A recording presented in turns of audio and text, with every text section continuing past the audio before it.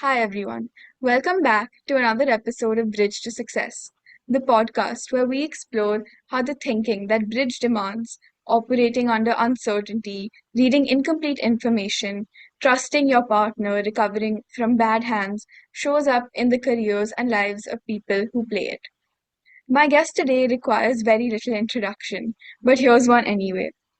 Arvind Subramanian served as India's chief economic advisor from 2014 to 2018, one of India's most consequential economic periods in the country's recent history. He has been a senior fellow at Peterson Institute, taught at Harvard's Kennedy School and Johns Hopkins, and worked at the IMF for over a decade. Foreign Policy named him one of the world's top 100 global thinkers. India Today named him as one of India's top 35 masters of the mind. But here is something people don't know. Before all of that, at IIM Ahmedabad in the 1970s, when bridge was woven into the fabric of campus life, Arvind Subramaniam played the game. And I think that matters more than it sounds. Today, we are going to find out why. Mr. Subramaniam, welcome to Bridge to Success. Yeah, thanks for having me, Jia. It's great to be on the show. Thank you. So, most people know you as an economist. Not many know you played bridge. So, where did that start? Actually, bridge for me started in St. Stephen's College. Even before I went to IIM Ahmedabad. In fact, I played more bridge in my 3 years in college. I would probably say I spent more than half my free time, playing bridge in St. Stephen's College. And it happened partly because my two best friends then were also bridge players. Oh, One of them was Ivan Menezes, who passed away, a few years ago. And then, the historian Ram Guha was also one of my close friends. And so we used to play almost every evening in one of our rooms. And in fact, my love of both Bob Dylan and classical music, started because, when we used to play bridge, that used to be playing all the time. Bridge, Friends, Bob Dylan, Hindustani classical music, all kind of the interest grew together. right. That's And wonderful. and also, in St. Stephen's College, bridge was actually a very interesting and prominent activity. Oh, We used to have a lot of bridge tournaments where we used to play with staff, with senior students, students from other colleges. So it was wow. quite a social activity as well. Right. So, how deep did this game go? Was it just casual hostel bridge, or were you actually playing competitively as well? Well, we used to have tournaments all the time organized in college, but we were just, it was a, college and university type of thing. Right. But I do remember that Ram Guha and I played some competitive tournaments like the Delhi State Bridge and things like that. Right. But those were less frequent. It was Right. mostly fun and a college activity rather than a seriously competitive activity. But, for those years, I mean, all of us were so obsessed with the game Hmm. that I used to, all of us used to read a lot about bridge as well. There's a very famous series of books by someone called Victor Molo, I think. It's called Bridge in Yes. the Huh. Menagerie. Yeah. Right. You have characters like the Rueful Rabbit, and what's his name? The Hideous Hog, Rueful Rabbit, and characters like that. And so we used to read a lot, and I used to solve bridge puzzles. So it was quite an all-consuming activity, Yeah. yeah, one of the all-consuming activities in St. Stephen's College. Yeah. Right. Victor Molo's books are quite entertaining to read as well. Yeah, yeah, exactly. Yeah. Yeah. So, what was it about the game that hooked you initially? Well, you know, I think just the social context was very good. Was Okay. clearly an impetus. But I think just it was a slightly intellectual game where you had to count, you had to calculate, you had to kind of work with probabilities. you had to, and you had to learn bidding, Yeah, trusting partners, reading signals, all those things that make for, a kind of semi-mathematical, semi-intellectual activity. I right, mean, those were attractive, and there's also the pure problem-solving element of that as well, right? Yeah, right. yeah. Do you still play today, even if it's casually? No, actually, after I am Ahmedabad, I almost completely stopped playing bridge. And, I hope I'm not going to disappoint you, but in the last 5 years, I've become an avid follower of chess. So I don't play bridge anymore. Okay, I follow chess very closely. My brothers and cousins still play bridge, and I get to know what they do and things. yeah, But unfortunately now I'm more obsessed with chess than with bridge now. right. I think it's quite a canon event in bridge, actually, to go from chess to bridge, not the other way around. Really, is Yeah. that what the normal transition is? Yeah, I know quite a few people who actually began as chess players and now play bridge instead. I see. And why do you think that's the case? I mean, it's a running joke that people who are not good at chess start playing bridge.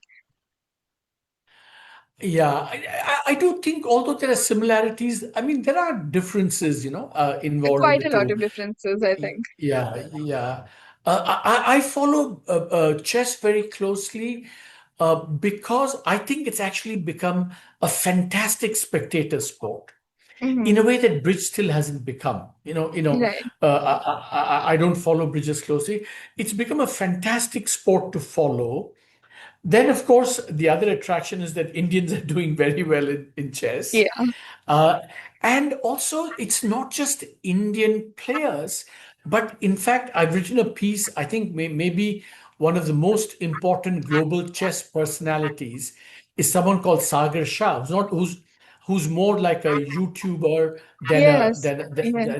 than a player is. I mean, he's a very good player, but he started his YouTube channel, and which is, I think, very, very popular. He's kind of a Yes. celebrity globally in chess circles. So Mhm. but I don't know whether there's an equivalent for bridge or not.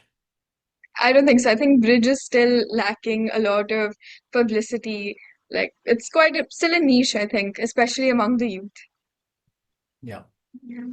So I think like there are quite a few differences between chess and bridge actually. Like I think bidding is something very distinctive about bridge, and then actually the card play in chess, I think there are like many more like permutations and combinations of moves possible. In bridge, it's much more limited because it's just like 13 cards.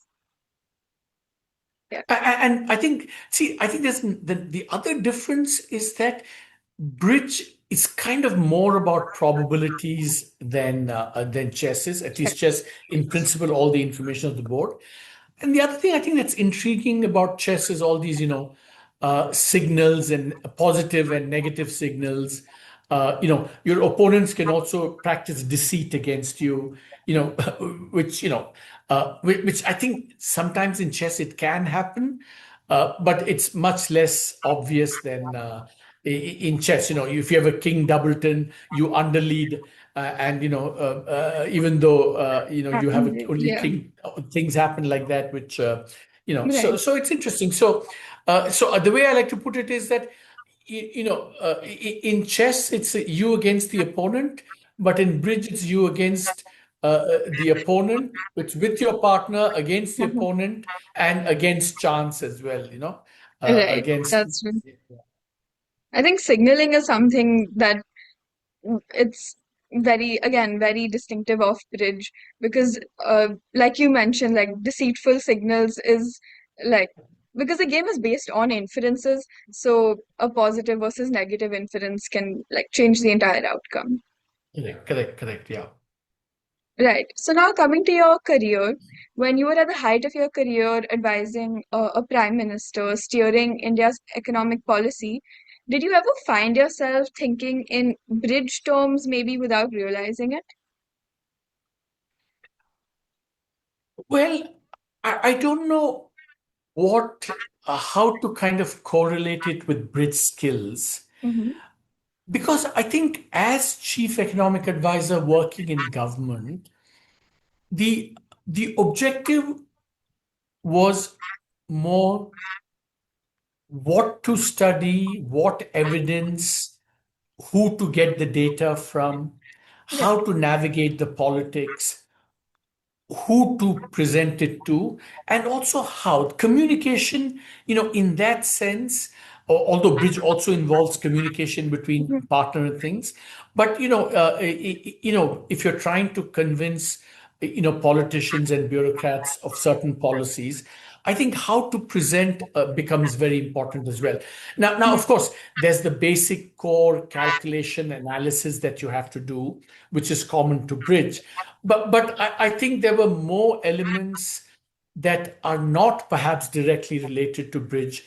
I think that were, especially this, how to navigate politics, how to navigate, different personalities, egos, interests, So those things were somewhat different from bridge. But I think the core analysis, calculation, getting into the mind of others, that's, I think, maybe something that you want to do in bridge. I think a good bridge player who's someone who can kind of get Mm-hmm. into the mind of the opponent, so and your partner as well. So I think those are things, I think, that are common as well to the kind of job that I did. Right, that makes sense because as chief economic advisor, there's a lot more politics, so which is definitely not directly correlated to bridge. So, other than being an economist, you also were a professor. You've taught at Harvard, Johns Hopkins, Ashoka, and across like uh, various different kinds of students. So, what has teaching forced you to understand about economics that maybe research never did? I think with teaching, I think what I find about teaching the most important is that you know communication is not what you say but how it's heard, right? And therefore you really have to uh, become even as a kind of giver of information and a communicator, you have to do it as someone who's at the receiving end. Therefore, to get into the Mhm. mind of the student, what Right. he or she is actually understanding or not understanding. So that, I think, act of genuine, kind of putting yourself in the shoe of someone who knows less than you, less is kind of, or who's very different from you and probably knows less than you, how it's going to come across, and therefore, the art of speaking is as much about hearing. I think is something that you learn as a student, in a way that Right. when you do research, of course, you're aware of wanting to, influence people as well. But I think it happens in a much more serious, intense way when you teach it. Definitely. Right. So you also had to get GST passed in India, which meant bringing 29 states to agreement, each with different interests, different politics, different red tape. So what did that process look like from the inside? And what did it teach you about building a consensus with everyone and when each person thinks that they are right? Yeah. So, the GST was that way quite remarkable as an experience. See, one thing we have to understand about the GST is that, when I started working on it, actually, this had been publicly discussed for decades in India. Yeah. uh, you know, People, at the intellectual level, at the political level, at the policy making level, it was always on the verge of being accepted and passed, but there were Right. always some things that didn't quite work out. Now, uh, so the first thing you realize is how, chance and circumstance can make something happen in a way that actually has less to do with, the underlying, analytics or thing. Just to give you an example, so the two uh, states that were most opposed to the GST in principle were Gujarat, Tamil Nadu, and Maharashtra, you know, before it got into being. But Mm. when this government came into power, Gujarat was then, which was used to be an opposition state under the prime minister, became, a BJP state, which is, Yeah. running the government. So its opposition was therefore, blunted to some extent. So just the political configuration of Yeah. who was opposing and who was in government, I mean, that changed. So that was just a chance thing. The second thing, or two other lessons I learned from that is that because there are so many different interests involved, Yeah. one way of actually getting everyone on board is to uh, kind of assuage the concerns of those who think they might lose from that, right? Right. And that's why, so there were a number of states like Gujarat, like Maharashtra, maybe even some of the poorer states, who thought they would lose out from this in terms of revenue. So there was this whole effort at, we had this compensation mechanism, which said that regardless of what happened, all states would get a certain guaranteed growth of revenue. So that was very important in, bringing about consensus, because you took care of the concerns of those who were anxious that they might lose from that. The Yeah. final lesson, I would say there were many more, but one final lesson as someone who was trying to make the GST acceptable, Mhm. was, when I was in government and working on GST, everyone thought, because of previous studies, Mm. that a revenue neutral rate, i.e., what would be, what would give the same revenue, would be very high, like 20%, 21% or more. So I think what we did, what the report that I wrote, again, uh, addressed and kind of allayed the concern that no, the GST rate could be lower than what people feared or expected. So we were able to convince everyone that the revenue neutral rate could be much lower, and therefore it didn't have to become a high tax GST. So Right. once people were reassured that the tax could be reasonable, and that's where I think our analytical work became quite important, and I kind of Mhm. that's the core of what we did. Plus, having these compensation mechanisms, because again, Right. I Right. mean, to use a bridge stream, it's a world of uncertainty, right? People don't Right. know what's going to happen going forward. So, saying that it's going to be a low tax GST, and reassuring people at the same time that, even if they did poorly, they would be compensated. So Right. that, I think, kind of was important, and it's kind of a lesson in terms of how policy making can be done, which is both analytically, I think, sound, but also, politically, it can help bring about compromise. Right. So your entire career has been filled with making these consequential calls and, like you said, under uncertainty with incomplete information. And you talked about this. So what does your decision making process look like? So how do you like go from that state of uncertainty to making a recommendation?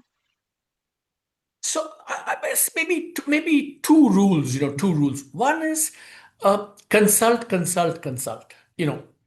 As many people as possible, get all points of view, especially on the communication and persuasion side, but also in terms of inputs. You want to know what the other person, even if he's going to oppose it, Hmm. what is the opposition going to be, and how you can anticipate that and kind of address that. So consult, consult, consult. And in terms of the analytical work itself, kind of my rule is, check, check, check, check. Anything Hmm. that you do, make sure that the analysis is thorough and it's robust. That maybe there are three assumptions you have to make. Check the consequences of all three assumptions. Right. There are six scenarios. Check the consequences of all scenarios. Also, the check involved, check the data carefully. That's very important for me. Definitely. Any analysis is always prone to error, of judgment of analysis. So you want to get so check, check, check, consult, consult, consult are kind of Mhm. probably two rules for decision making under uncertainty. Right. I think that's very important because like you should make a decision based on the most information you have like that you can possibly get, and then making sure that those aren't false signals basically. Yeah. So, like, I think this mirrors bridge quite well because some, like, as you mentioned, things are dependent on chance and randomness. Because in bridge, you can play the perfect line of play and still you might not make a contract because the outcome doesn't necessarily reflect the quality of the decision. So, how do you hold on to that distinction when a policy you believed in and advocated for doesn't land the way you expected? See, the one thing I would little bit push back, Gia, is that any particular hand you may play it correctly and lose, but the whole thing about playing the probabilities is that over a period of time, you will be right on average because you played the right line, right? So, in a sense, you're playing the probabilities, and that therefore means that your assessment should not be based on a sample size of one or two, but a bigger sample size, because that's when the probabilities will play themselves out, right? And so that's one thing. Um, and therefore,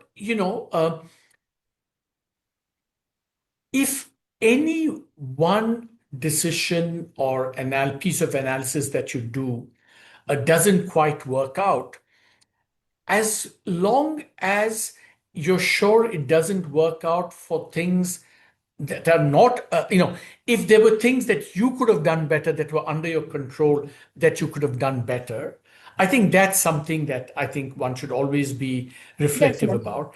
But if it happens because of external factors, that's the chance factor that you live with, and that you just hope that over time that will kind of get washed. You win some, you lose some on that.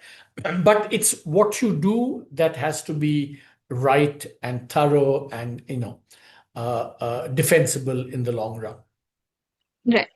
That makes sense. So, in Bridge, there's a concept of, as you mentioned, negative inferences, where even a player passing can tell you as much as if they bid. So, do you find yourself paying attention to what is not happening as much as what is? Oh, absolutely. I think in all public policy situations, this is very important. You know, um, both what is said and what is not said. For example, if you're making a presentation to ministers, uh, you anticipate opposition from someone, and the opposition doesn't come, and you Mhm. think, oh, good, you know, people are convinced, but actually, maybe the person who wanted to oppose you is actually working behind your back to undermine you, and he just doesn't want to do it publicly. Right, I think you have to be kind of sensitive to all those kinds of signals. Yeah, absolutely. right. So, has anything ever happened where you've had to change a policy based on new information? So, in Bridge, as a new card is playing, you update your information and maybe line of play, which is like Bayesian updating. So, in government and politics, changing your mind publicly can be very politically costly. So, have you ever had to navigate a scenario like that? And if so, how did you actually do that? See, I think a trusted public figure is someone who actually acknowledges the mistakes that he or she makes. Right. I think there's much more, mistrust builds up the less honest you are with the public, right? So Right. I think acknowledging mistakes is, I think, really, I would say it's actually almost a necessary condition. Obviously, you have to acknowledge and then explain why you have, why you were wrong or your recommendation was wrong. On the GST, for example, right? I think that I do feel that um, maybe some of the recommendations that we made Mm-hmm. uh, were, I think I have to acknowledge that maybe it should have been done differently. There are lots of things about the design of the GST that had I known, or we known, all of us known, how they would play out, Mm-hmm. maybe the recommendations would have been different. I mean, so just to give you one example, I used to be very keen on, petroleum and electricity also being part of the GST. Okay. Uh, but now I feel less confident that that should be the case Okay. because things have happened that no longer make those recommendations valid. And the second thing, of course, second example is, you thought you projected some growth, and then it turns out that growth was different from what you projected, and then you have to acknowledge that and say why that was the case. Right. So there was a time when you questioned whether India's official GDP numbers actually reflected reality, and you were actually backing your own analysis and inferences over the official signal. So how did you make that decision, and how do you know when to trust your own readings and inferences? I think in this particular case, it was just based on, exhaustive analysis, just, uh, you know, my antennae went up even when I was in government. Mhm. In fact, the first economic survey that I wrote that, Right. lots of people, including your father, used to read. Um, the first economic survey that I wrote, um, already signaled upfront that the growth data didn't make sense. So Mhm. throughout my time in government, even though I was within government, I because it was just that the data didn't quite gel. Many indicators were pointing in one direction, but the GDP indicators were pointing in another, which I kind of consistently pointed out even while I was in government.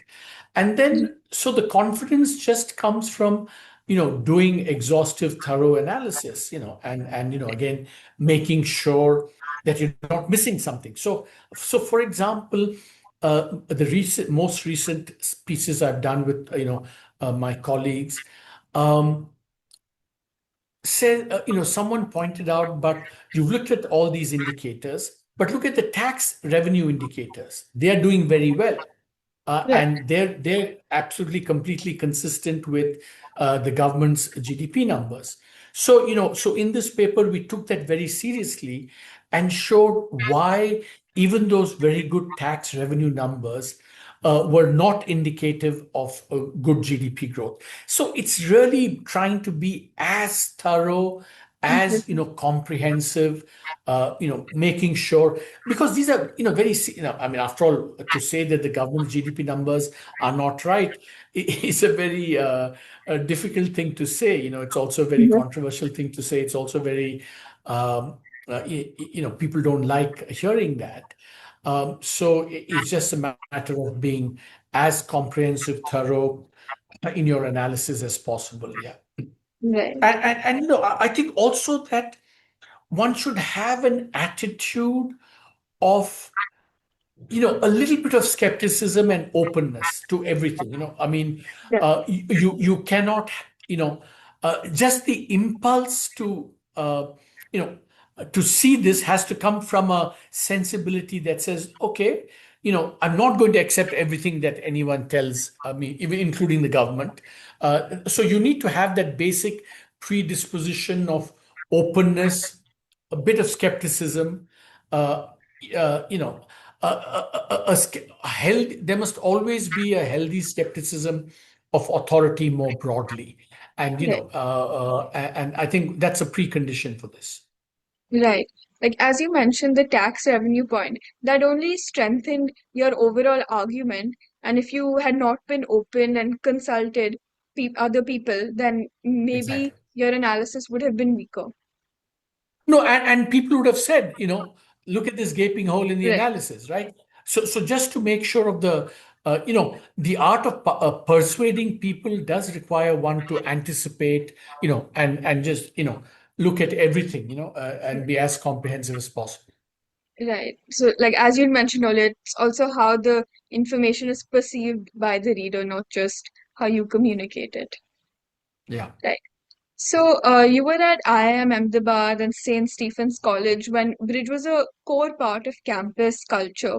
So, do you think that kind of environment produced sharper thinkers, maybe? I think the eternal question is, do sharp people play bridge, or does bridge make you sharper, right? I mean, and probably goes, I mean, I think you have to have a certain temperament to take to bridge. And I think, if you invest time and effort, I'm sure, your skills do improve because of playing bridge. So, Definitely. so there is probably a two-way connection between the two, which I Right. think that's true for bridge, that's true for chess probably as well, right? Yeah. Right. I think it's like a chicken and egg thing. You don't know which one Yeah. comes before Comes the other. first, yeah. Yeah, Yeah. exactly. So, do you think we've lost something by letting the game skip a generation in India? Like, if you see IIMs now, colleges now, you don't see this sport as much in the culture. Yeah, see, I honestly don't know why bridge kind of disappeared. If I mean, I'm assuming what you're saying is right. Why bridge, I think, did disappear from college campuses and things. It's very interesting because if you look at the counterpart chess phenomenon, in fact, chess has Yeah, taken off exactly at a time when bridge disappeared almost, right? yeah, And I have some explanations for chess. I don't fully understand bridge, but I think in chess, it starts earlier. I think there's also some cultural thing which says, oh, cards, children shouldn't play cards. There's a kind definitely. of stigma attached to playing cards. It gets Yes, for associated sure. with gambling and, all that kind of stuff. Whereas chess, they think, is a pure intellectual pursuit. Right. And so that's why chess, starts at the age of 3, 4, 5, and parents are very happy. And in fact, if you look at the famous siblings, Pragnananda Yeah, and Vaishali, yeah, their parents actually put them in chess because they wanted them to be occupied and not be bored and things. I don't think parents would ever do that for bridge, right. right? And maybe that should change, because bridge has every reason to be considered as, as not just harmless, but as good a pursuit for children as chess is. It's so there's also some cultural barrier here at Then, work, which I think affects people. But of course, in the case of chess, what happened was that once with the spread of the internet, it just became accessible to a lot more people. Um, mm, you know, Arjun Erigesi, my favorite chess player, he didn't live in any of the big cities. He lived in a smaller city. But then with the internet, you could access, chess. You can play chess online. You can learn chess online. Uh, you know, you don't need a lot of equipment or anything, just a computer. And I think, the Indian system of education emphasizes memory and rote. Yes, for sure. These days, that's become much more important in chess. And I think that's another reason why chess has flourished. Of course, in bridge, also you need to remember cards. But the importance of memory in chess now is just phenomenal. And so the Indian education system, I think, is in some ways, it's a bit like spelling bee in the United States, right? I mean, Indians do very well in spelling bee because it's kind of memory and rote, right? And chess is very similar that way. I think there are two things in India. So one thing is definitely, as you mentioned, the cultural stigma behind cards and bridge being a form of gambling. And the other is also, I think bridge has a much steeper early learning curve than most other games. So I think it's difficult to pick up initially if you don't have someone guiding or supporting you. And as you mentioned, like in the education systems in foreign countries like Switzerland, I think bridge is part of the curriculum, and even in China. But in India, you don't really see an emphasis on, these kinds of games because of the stigma behind them, I think. Exactly. Juari ban jayega, you become a gambler, right? This Yeah, is encouraging the gambling instinct. So yeah, it's true. right. Um, and also in the popular imagination, when you bridge, is associated with people smoking and having a glass of whiskey by the side. Recreational bridge is certainly considered to be. So I think the Indian mindset is probably a little bit more wary of that.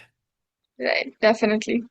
So the final question for today, across everything, bridge, chess, Oxford, the IMF, advising a prime minister, what is one thing you know now about making decisions under uncertainty with incomplete information that you wish you had known at the start, maybe?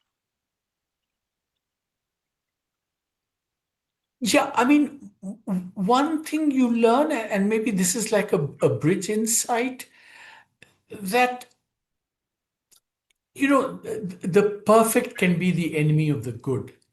And, you should not always just think there's the best, the best way to there is only one way to write a paper, or one way to do analysis, or one way to present.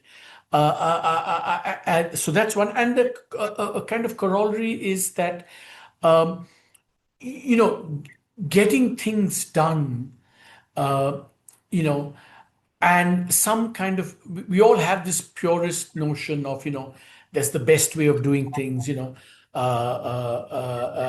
you should strive for perfection and things. I think maybe, how to be effective, kind of a certain pragmatism, which also means you play the probabilities, you think about, how to overcome vested interests, how to, get compromise, achieve compromise amongst competing interests. So, those are things that, uh, I think. I'll tell you one thing that I've learned, and this may or may not be relevant. So, as an academic, uh, you write papers, and then you present papers, right? And then you say, because you want to influence policy. The one lesson I've learned is that after I've written a paper, hmm, Yeah. after I've done a PowerPoint presentation based on the paper, and after I've written an op-ed to the more general audience about the findings of the paper, I always find then I wish I could go back and rewrite the original paper. And so that's something that, is how, being able to simplify and present actually forces you to rethink the underlying analysis. I think that's something that I've really learned in this business. So I always, after I write the op-ed for a paper, I said, oh my God, I wish I could go back and rewrite the paper. Right, that's quite interesting. So, Mr. Subramaniam, this has been exactly the kind of conversation Bridge to Success was built for. What strikes me most is the qualities that made you an effective policy maker at the highest level of Indian economic policy making and governance, the ability to act without perfect information, to keep updating your information without losing conviction, and to read what is being said as well as unsaid are exactly the kind of qualities that I think these strategic games like Bridge can train. And I think you built those habits before the IMF and the Prime Minister's office across a card table at St. Stephen's. So I think that's the kind of argument that this podcast exists to make. So thank you for But your Jia, I have to disappoint you at the end. Uh, okay. um, I I don't know whether I'm a good policy maker, but I think I am a much better policy maker than I am a bridge player. I think bridge is what helped you in your policy making. Maybe. Bridge and chess, Okay. maybe. I'll give you that one. Yeah. Okay, so thank you for your time, your candor, and for sitting across the table with us today. To everyone listening, if this conversation made you think differently about how the sharpest minds learn to think, that's the point today. The lessons from this table are never really about the cards. So we'll see you next time on Bridge to Success. Thank you. Thanks a lot for having me, Jia. Yeah.